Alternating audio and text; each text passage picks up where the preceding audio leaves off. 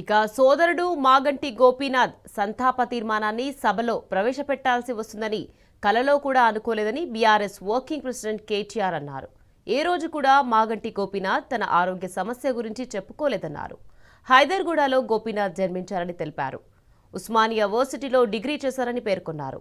ఎన్టీఆర్కు వీరాభిమానిగా గోపీనాథ్ టీడీపీలో రాజకీయ ప్రస్థానం ప్రారంభించారని పేర్కొన్నారు. ఇక హైదరాబాద్లో కటౌట్ సాంప్రదాయాన్ని తీసుకొచ్చింది గోపీనాథ్ అని స్పష్టం చేశారు.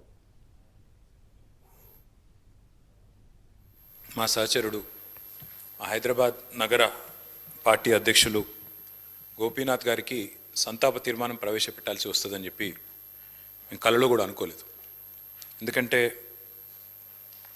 వారు జీవించున్నంత కాలం కూడా ఎన్నడూ తనకు అనారోగ్యం వచ్చిందని కానీ అది కూడా ఇంత తీవ్రంగా ఉందని కానీ ఎన్నడూ ఎక్కడ కూడా చెప్పుకోలేదు, ఎవరికి కూడా పంచుకోలేదు అధ్యక్ష.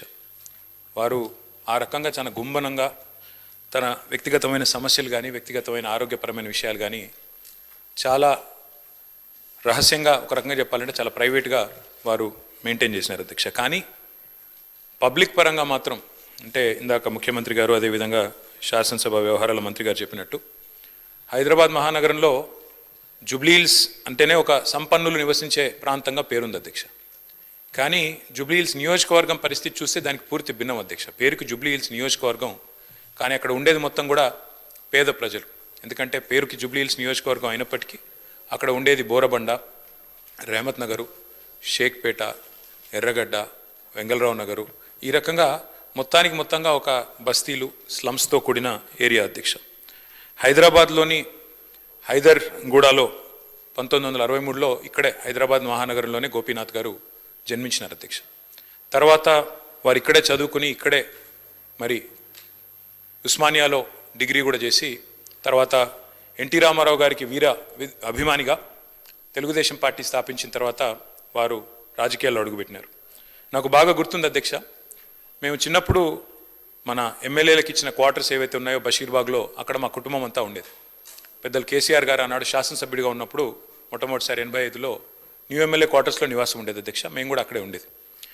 అక్కడ నుంచి బయటకు వచ్చి ప్రస్తుతం ఉన్న సెక్రటేరియట్ ముందుగా ఇప్పుడు ఎక్కడైతే అమరజ్యోతి ఉన్నదో అక్కడ మాకు ఎప్పుడో కటౌట్ కనబడేది అధ్యక్ష. మొట్టమొదటి కటౌట్ బహుశా చాలామంది హైదరాబాద్లో చూసింది అదే అయి ఉంటుంది. ఎన్టీ రామారావు గారి నిలువెత్తు కటౌట్ పెట్టి కృష్ణుడి రూపంలో, రాముడి రూపంలో పెట్టి కింద రాసి ఉండేది అధ్యక్ష, మాగంటి గోపీనాథ్ అని చెప్పి రాసి ఉండేది. ఒక రకంగా చెప్పాలంటే హైదరాబాద్లో ఈ కటౌట్స్ కల్చర్ కానీ, రకంగా చెప్పాలంటే ఆనాడు తెలుగుదేశం పార్టీ అధికారంలో ఉన్నప్పుడు ఈ రకంగా మరి ఒక పర్మనెంట్గా ఒక కటౌట్ తనకంటూ ఏర్పాటు చేసుకున్న నాయకుడు మాగంటి గోపీనాథ్ గారు.